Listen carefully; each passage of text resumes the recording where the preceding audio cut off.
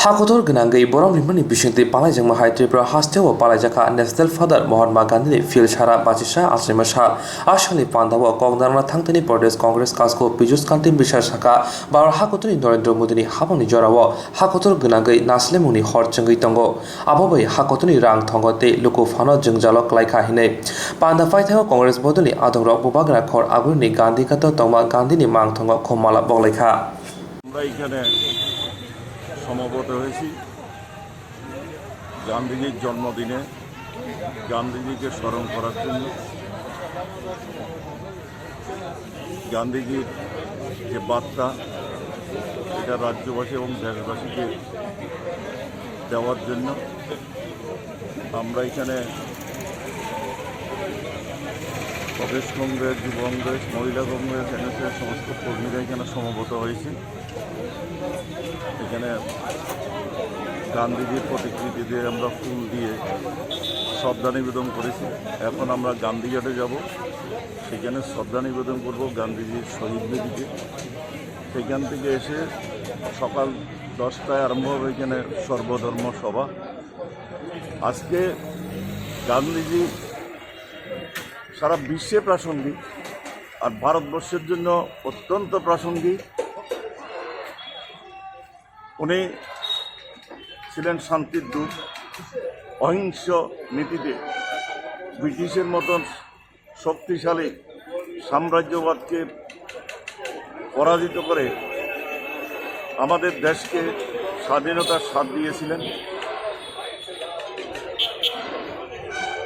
জাতি ধর্ম নির্বিশেষে সমস্ত মানুষের মধ্যে একটা একতার বাতাবরণ সৃষ্টি করেছিলেন।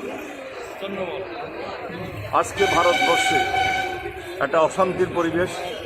প্রধানমন্ত্রী নরেন্দ্র মোদীর নেতৃত্বে জাতিতে জাতিতে বিভেদ, সম্প্রদায়ে সম্প্রদায়ে বিভেদ, হিংসার আগুন ছড়াচ্ছেন ভোটে জিতার লক্ষ্যে।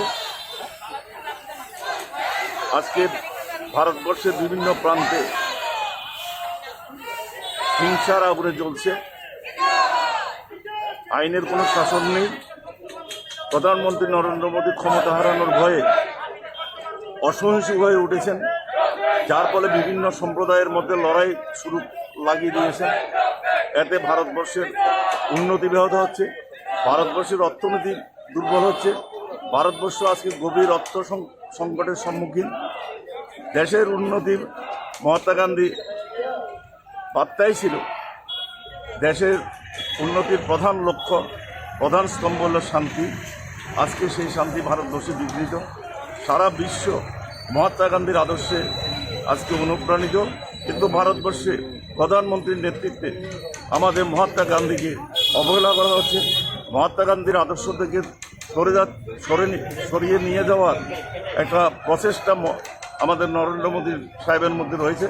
সেই জন্য আমরা কংগ্রেস থেকে সে আদর্শ আবার প্রচার করার জন্য প্রতিনিয়তই আমরা সেটা প্রচার করছি।